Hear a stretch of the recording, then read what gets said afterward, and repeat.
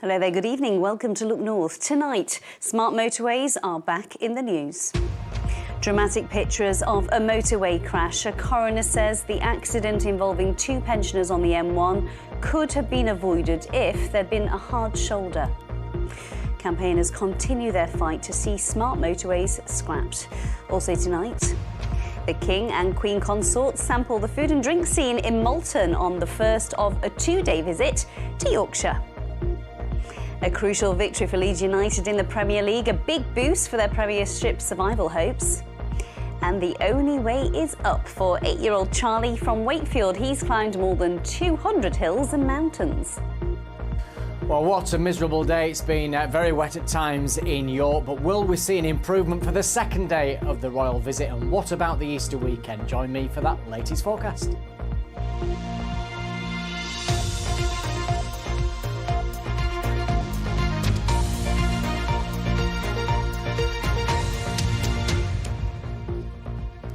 Hello, good evening. A crash on a smart motorway which left two pensioners dead would not have happened if there'd been a hard shoulder, according to a coroner. Derek Jacobs, who was 83, died when his van was hit by a car on the M1 near Sheffield in March 2019 after he stopped on the live lane of the motorway. A passenger in the other car, Charles Scripps, died in hospital 2 months later. Campaigners are calling for more to be done to scrap the controversial roads. Our transport correspondent Spencer Stokes has our top story. The moment a red Ford KA collided with a white van that had been forced to pull over on the M1 after a tyre burst. In this dashcam footage, the stranded van is on the left. The car then ricochets into the motorway. The accident led to the death of 83-year-old Derek Jacobs, the driver of the van. He was crushed between the passenger door and the motorway barrier. A passenger in the Ford KA, 78-year-old Charles Scripps, also died in hospital 2 months later. The accident happened north of Junction 30 on the M1 near Chesterfield. At Chesterfield Coroner's Court today, it was recorded that both deaths were caused by a road traffic collision. The coroner, Susan Evans, acknowledged that smart motorways are hugely controversial and said it was immediately apparent that if there had been a hard shoulder, then the driver would have pulled off. But in her view, this collision was caused by the driver of the Ford not spotting the obstruction up ahead because she hadn't been concentrating. Smart motorway campaigner Claire Mercer, whose husband was also killed on the M1, was at the inquest and spoke on behalf of Mr Jacobs' widow. She didn't feel that she wanted to come. She's boycotted it because she thinks it's a whitewash from the start. She's extremely disappointed with how it's been handled all the way along. And I mean, she was widowed at 82. I was widowed at 42 and I barely coped. So I don't know how she's coped. In a statement, National Highways passed on condolences to the grieving families and said it's vitally important to learn lessons from every road traffic collision, and we will continue to build on the work and safety improvements already underway, taking all the necessary steps to help drivers and passengers feel and be safe. But a retired motorway patrol officer at today's inquest feels the main issue is being ducked. Yes, the driving of the lady was a contributory cause. I listened to the evidence and I accept that.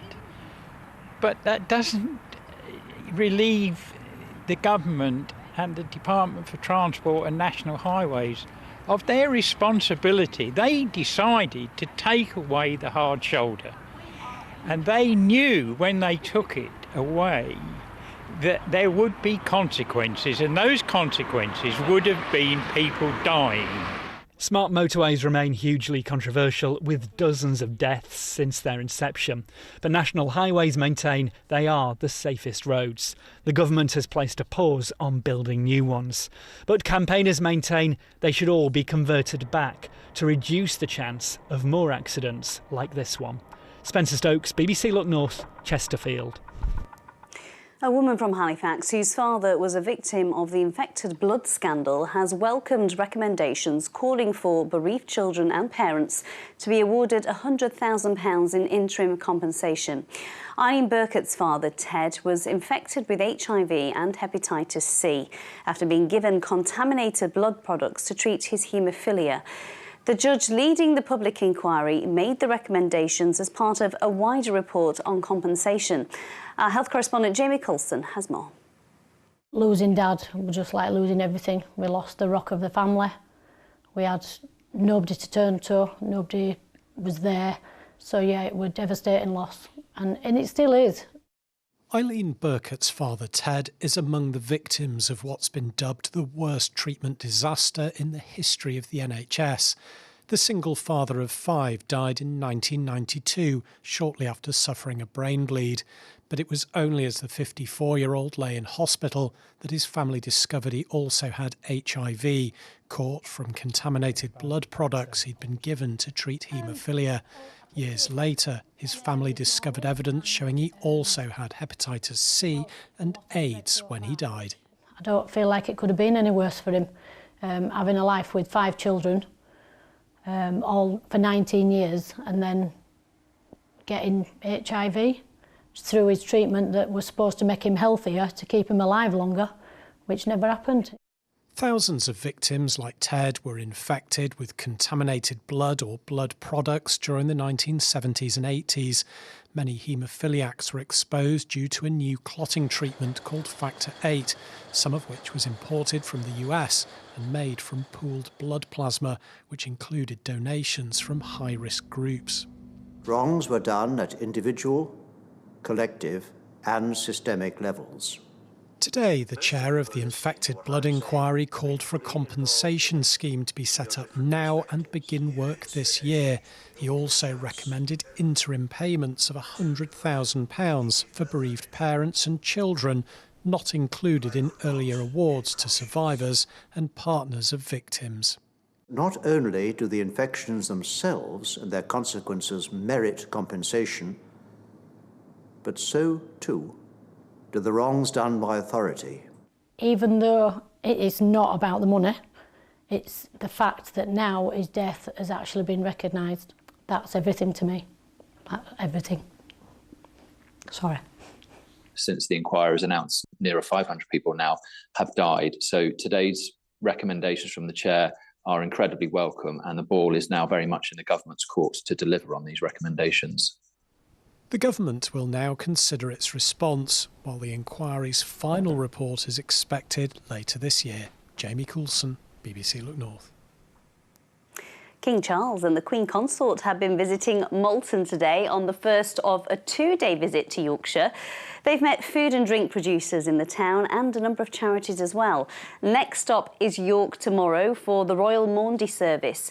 So, did they receive a right royal welcome? I'm sure they did. Olivia Richwald was there. Cold, wet weather, but a warm welcome for King Charles III and the Queen Consort. These folks had waited for several hours for the chance to greet the royal couple. Both said I look patriotic, and you do. I gave this to my grandchildren to wear first, but they decided not to, so I thought, give it to crazy grandma, she'll wear it. We both shook Camilla's hand, which was amazing. Yes.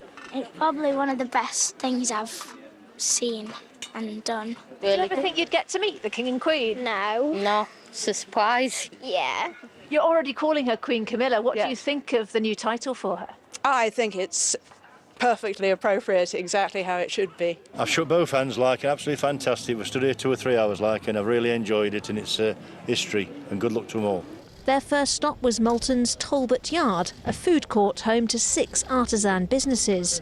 Florian Poirot set up his patisserie 5 years ago, bringing a touch of France to foodie Malton.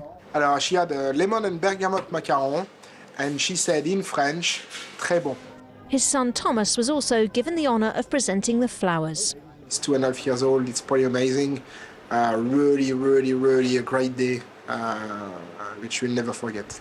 Charles III and Camilla sampled gin and tonic, peanut butter, chocolate, banana loaf, and left with a goodie bag of pork pies.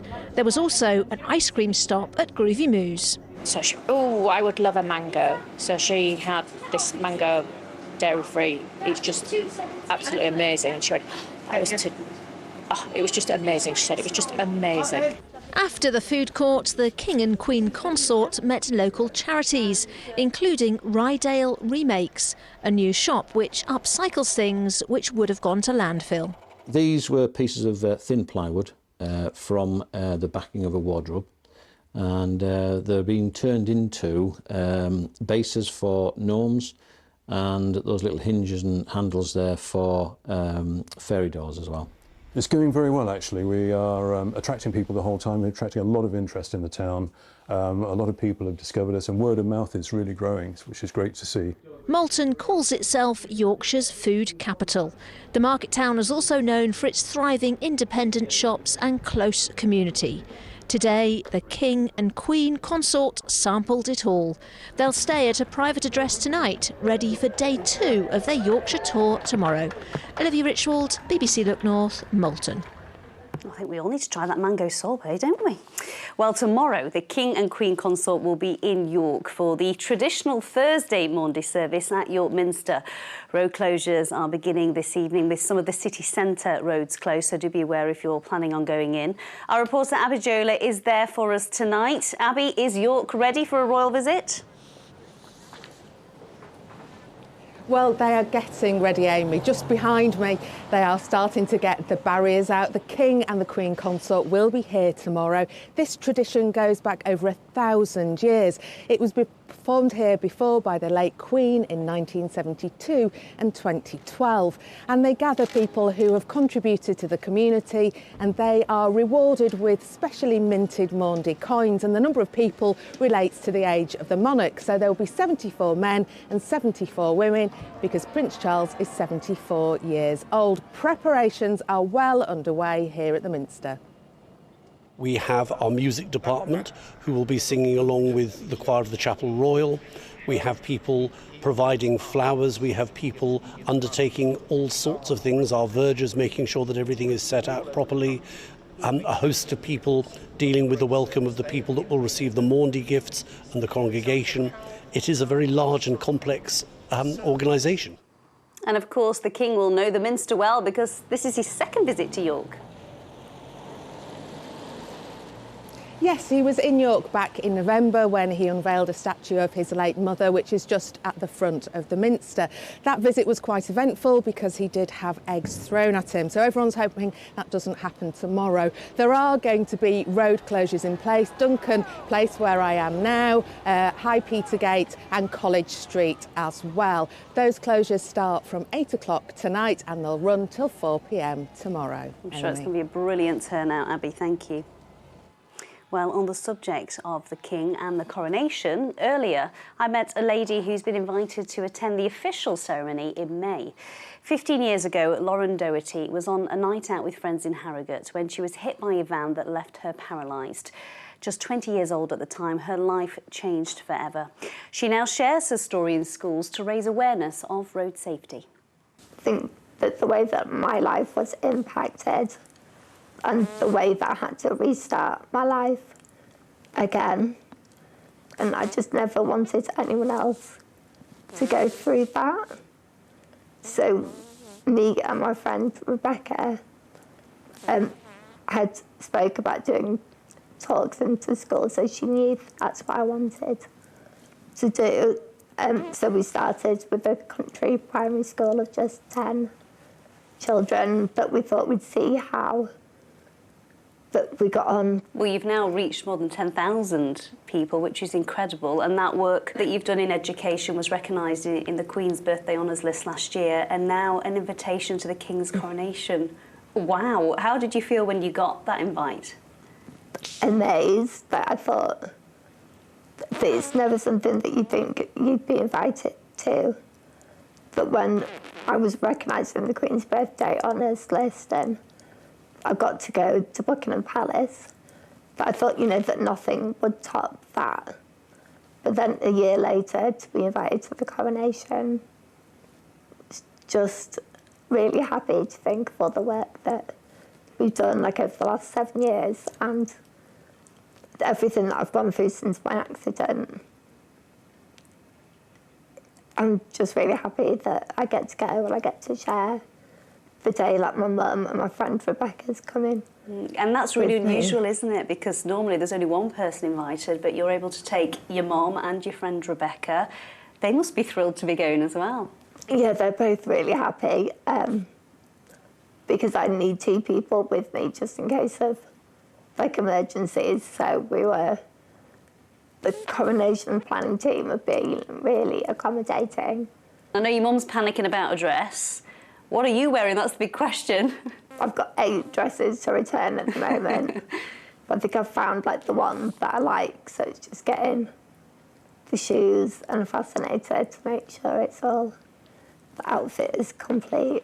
I'm sure it'll be perfect and the day will be as well, and we'd love to hear how it all goes after the event. Yeah. Thanks, Lauren. Enjoy. Thank you. 8 dresses, wow. Have you or someone you know been invited to the coronation, as Lauren has? Are you planning to travel to London to join the crowds, or will you be celebrating a bit closer to home with your own party? Well, we would really love to hear from you. What are your plans for the big weekend? Email us look.north@bbc.co.uk, and you never know, we might come along and celebrate with you. Now let's bring you some more news from across our region. 2 15-year-old boys have needed surgery for serious injuries after being attacked by a group carrying weapons in Leeds. It happened on Lewis Street in Chapeltown just after 11 o'clock last night. Police say one of the boys had a ball bearing embedded in his hand after a weapon was fired. Police have extra powers to stop and search people in the area for a 24-hour period. Now, it was an invention that allowed relatives to visit their loved ones at care homes in the bleak of the days of the COVID pandemic. You may remember them. It was when social distancing was in force, and there were these booths at West Yorkshire Care Home that allowed people to see each other safely. Well, they've now been dismantled, but they'll be used at the National Science Museum to document what life was like under COVID. Heidi Tomlinson has more. Building a visiting booth at a care home in Featherstone during COVID was a simple idea that made all the difference. I know she was being looked after, I know she was being cared for, but to actually see her, talk to her, I couldn't touch her, but I could see her. And it was the best you could get, really. It was hard, but it made life a little bit easier knowing I could see her. Glynis's mum, Stella, has since passed away. Every memory is cherished. Vicarage Court was one of the first care homes to create a safe, sealed area for face-to-face visits. And that would give them reassurance knowing that they could see everything going off in the home. It was manager Tracy Smith's idea. Just to be able to see them was more than enough, but to see that they was okay and that they was happy and that they was healthy, that was just unbelievable. We liked the visiting booth because we could see people. And what kind of a difference did it make to life? It made a lot of difference to us because we could see people in the booth. Because we were very lonely in the inners rooms with the door shut. Well, it served a purpose and it certainly lifted spirits. But who would have thought a few years down the line that this makeshift structure would be considered a museum piece? Today, it was carefully dismantled to be stored by the Science Museum Group as part of a COVID-19 collection project. It's keeping hold of that story and being able to tell the people's stories through the objects that we display, which is really, really important for us. And it means you can connect really well with the people who would have used the objects. Back in 2020, this was an idea that took off. Within days of a social media post, the home was bombarded with inquiries. We had 2 million people view it on Facebook. I had local authorities, I had care home owners, I had relatives saying, you know, why isn't this in my care home? How can we build this? For Glynis, the memories of using the booth are bittersweet. Glad to see it go. Yeah. There's no need for it anymore, which is good. It's okay now, yes, because they can come and see us instead of looking through the window sort of thing. And no masks, Doris? No masks, no pinnies, no mask, no nothing. Lovely. Heidi Tomlinson, BBC Look North, Featherstone. Do you know what? I struggle to get my kids even to walk to school, so I need to get some tips off these two. 8-year-old Charlie from Wakefield has climbed the equivalent of 8 Mount Everests. He and his dad have climbed over 200 mountains and hills across the United Kingdom, and they don't plan on stopping anytime soon. They've been filming their journey for us. And what have we done? Smashed it. Smashed it. There's Charlie on Pike Summit. For his 5th birthday, we'd booked a holiday to Anglesey, and we asked him, me and Donna asked him if there's anything he'd like to do while he were there, and he just said, I'd like to climb a mountain. Kind of all stemmed from there. He's done it, haven't you? Yeah. It just escalated and escalated where he virtually wanted to go every week to climb something new. We ended up going through the Yorkshire Dales, the Peak District, the Lake District, like I said, up to Scotland, into Snowdonia, down into the Malvern Hills. We ended up going all over the country, and it's still ongoing now. It's like, I can't even remember how many in total that he's done, but he's done 200 different ones. I mean, they're not all big, they're not all mountains, but they're all there to be got to the top of. Yeah, he's climbed, if tallied all his totals together, he's climbed 8 Everests, but probably a lot more. So what's your favourite or standout memory, Charlie? Ben Nevis. I met a lot of interesting people and they were full of snow. I couldn't be any prouder to say what he's done at the age that he's done it. It's unbelievable. I can't believe what I've done so much. When he gets older, like to give Everest a shot as well. It's whether he just goes up to base camp, which quite a few people do, or whether he wants it to take it a bit further after that. All the way to the top. All the way to the top, there you go. When we finish, we go to McDonald's. He's amazing, isn't he? I'm sure he will make it to the top of Mount Everest. Amazing, Charlie. Well done to you. Well, it wasn't such walking weather today, although probably Charlie will walk in all weather conditions. Paul, how's it looking for the royal day 2 of the royal visit tomorrow in York? Day 2, yes, get it right. It does look as though it's going to be very unsettled, so royal brollies at the ready tomorrow in York. Let me just show you a few pictures. I've been trying to find a bit of brightness now. This viewer, this gentleman, Mr. B, Yorkshire, was up at 20 to 6 this morning. So obviously he didn't sleep very well, but you can just see the first glimmers of brightness on the horizon there in Scarborough. This was taken in Middlestown, Wakefield, with a lovely sunrise. And Barnsley, the travelling Yorkshireman, just saw the sun before it got submerged by cloud and the rain and drizzle that we've had. If you've got any pictures, send them to me on Twitter, Instagram and on the Weather Watcher website. So it remains unsettled tomorrow. A bit of an improvement in that it's not going to rain all day long. There'll be showers, some of which will be heavy, and skies should brighten from time to time as well. But we wait until Good Friday for the genuine improvement. High pressure just coming in just in time to settle things down.